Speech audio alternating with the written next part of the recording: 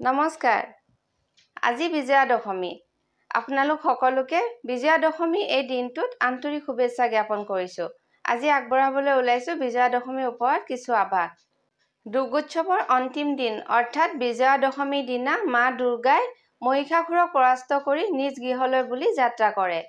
এই দিনটোত মহিলাসকলে সেন্দুৰ খেলাৰ নিয়ম প্ৰচলিত হৈ আহিছে আৰু লগতে এই দিনটোত ষষ্ঠীৰ বেদীত প্ৰতিষ্ঠা কৰা মা দুৰ্গাৰ প্ৰতিমাৰ লগতে আন দেৱ-দেৱীসকলৰো প্ৰতিমাৰ বিসৰ্জন দিয়া হয়।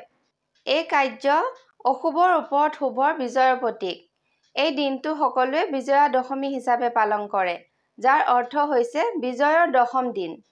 এই বিজয়া দশমীৰ দিনটোত মা দুৰ্গাই তেওঁৰ সন্তানসকলৰ সৈতে স্বৰ্গলোকলৈ প্ৰত্যাৱৰ্তন কৰে, যি তেওঁলোক ঘৰলৈ অহাৰ পৰিৱৰ্তে তেওঁলোকৰ বিচ্ছেদৰ দুখ প্ৰকাশ কৰে।